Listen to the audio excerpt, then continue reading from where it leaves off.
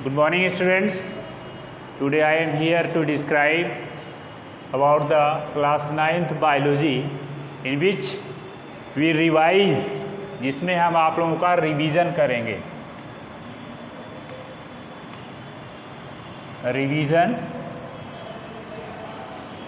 ठीक है। इस रिवीजन में आप सभी देखेंगे कि जो पिछले पढ़ाए जा चुके हैं आपके यूनिट टेस्ट में जो सब आने वाले हैं उसी से संबंधित ये रिवीजन है। First of all see about the cell. Cell which is the fundamental unit of life. Cell is the fundamental unit of life. So how it discovered?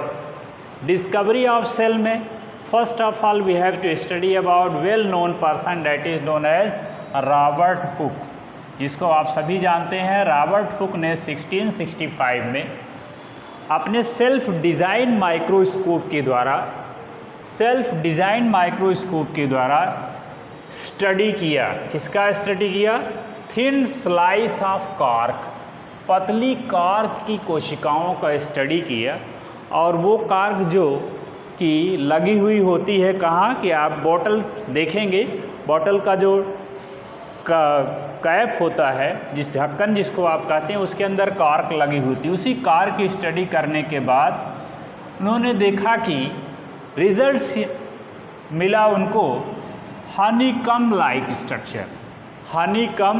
हनीकम आप जानते हैं, हनीकम जैसे मधुमक्खी का छत्ता होता है, इस प्रकार के स्ट्रक्चर में उन्हें डिफरेंट कंपार्टमेंट, अलग अलग प्रकार के कंपार्टमेंट्स नज़र आए और वही कंपार्टमेंट्स का नाम ही हैज़ गिवन द सेल, उसी का नाम सेल रखा। सेल कितनी इम्पॉर्टेंट है कि हमारे पास millions and trillions of the cells are present in our body. So see the next topic. अब इसके बाद किसको फादर ऑफ माइक्रोबायोलॉजी कहा जाता है?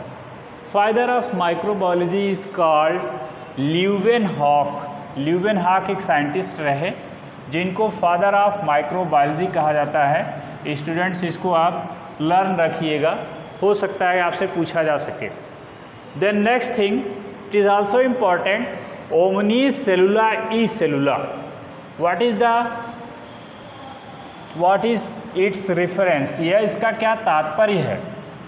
कई बार ये क्वेश्चन पूछा गया है कि what is omnis cellula e cellula refers, इसकी मीनिंग क्या है? Omni cellula e सेलुला, omni cellula e सेलुला देने वाले साइंटिस्ट का नाम है Rudolf Virchow. Rudolf Virchow has given this omnis cellula e cellula, जिसकी मीनिंग है each and every cell arise from pre existing cell. जो भी सेल है वह किससे एराइज होगी? फ्रॉम प्री एग्जिस्टिंग सेल, अपने पहले से जो उपस्थित सेल है उसी से वो एराइज होगी।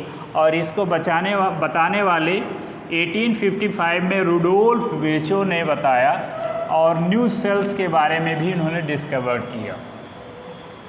Virchow discovered the new cells, नई सेल की स्टडी डिस्कवरी करने के बाद उन्होंने कहा omnis cellula e cellula, which means new cells are only arise from pre existing cell.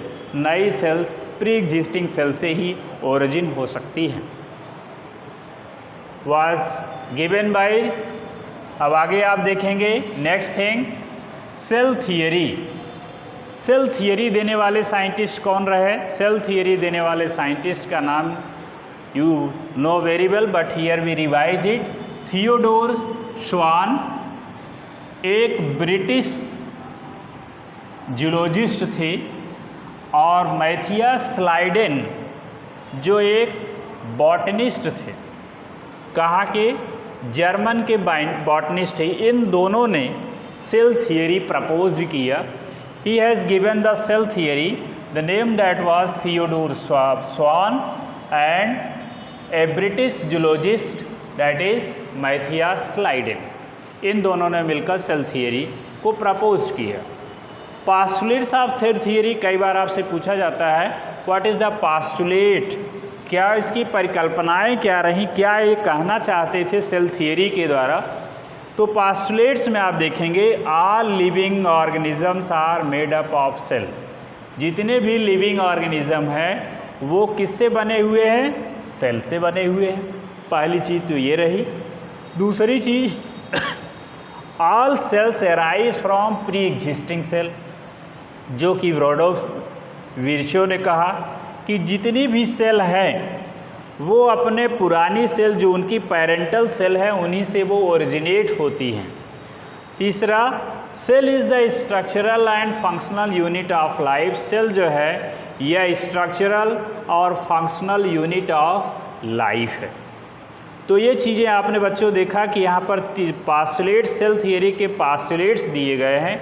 वो पास्टुलेट्स वो है जो साइंटिस्ट थियोडोर स्वान, मैथियास लाइडेन और बाद में इसी में 1855 में इन्होंने भी दिया। इनकी बातों को भी इसमें इंक्लूड किया गया है, रुडोल्फ विर्चो को, इसलिए इनका भी नाम इसमें डिनोटेड है। Structural organisation of cell. अब हम सेल के स्ट्रक्चरल ऑर्गेनाइजेशन के बारे में बात करेंगे कि millions and trillions of cells are present in our body. So what is the internal structure, what are the organelles which involve in the formation of a body? तो first of all we have to study about the protoplasm. सबसे पहले हम protoplasm के बारे में study करेंगे। Protoplasm का term देने वाले साइंटिस्ट रहे जिनका नाम था, the scientist who has given the term protoplasm name is पुरकिंजे। उनका नाम पुरकिंजे था। 1839 में इन्होंने ये प्रोटोप्लाज्म की थियरी दी। द सेल के पास एक जेली लाइक, जैसा बच्चों आप जेली जैसा छोटे बच्चे थे तो आप खाते थे जेली लाइक, उसके अंदर जो एक सॉफ्ट वाला हल्का सा जिसे कहते हैं सॉलिड लाइक सब्सटेंस जो जेली था, जेली लाइक सब्सटेंस जो सेल के अंदर पाया जाता है उसी को कहते हैं प्रोटोप्लाज्म। और प्रोटोप्लाज्म दो चीज़ों से मिलकर बना हुआ है, एक का नाम है साइटोप्लाज्म और दूसरा नाम है न्यूक्लियोप्लाज्म। साइटोप्लाज्म और न्यूक्लियोप्लाज्म को कंबाइंड रूप से कहा जाता है what is called, that is called protoplasm. और यह टर्म देने वाले साइंटिस्ट रहे, the name of that scientist is पुरकिंजे।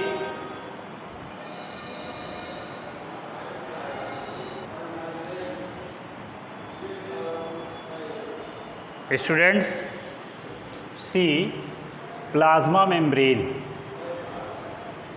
In plasma membrane, this is the structure of plasma membrane.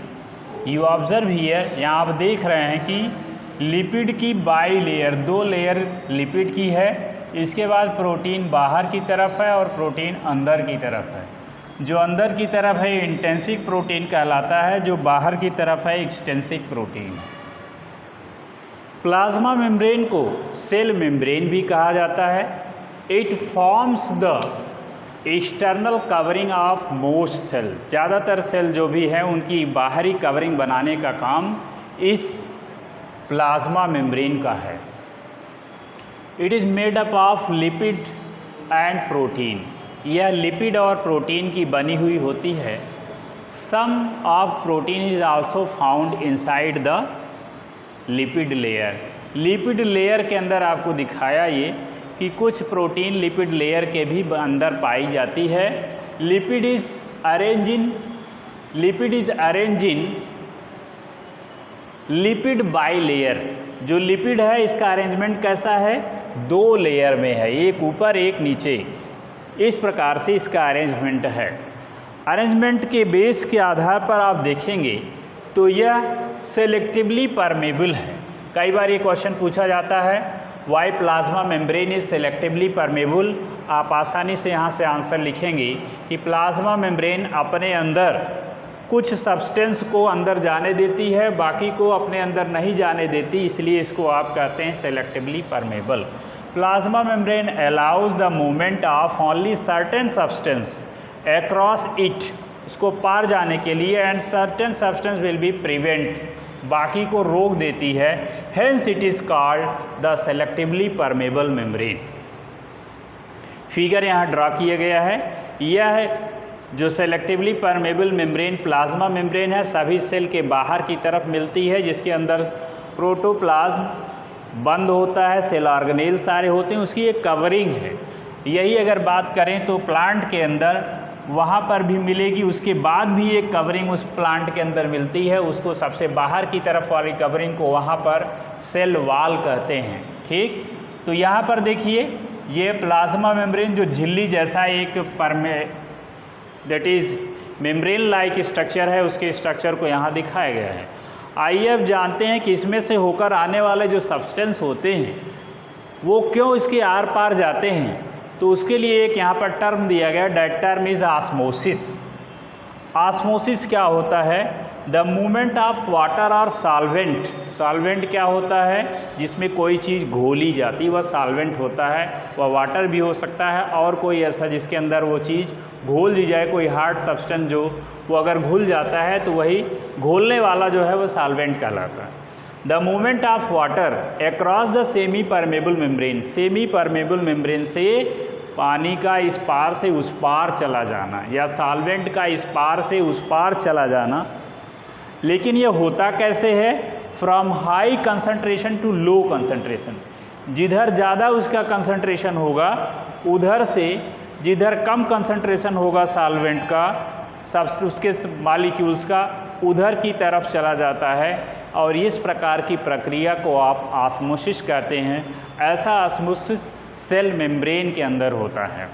तो okay students, thanks a lot for watching this. I will meet you in next video. Okay, thanks.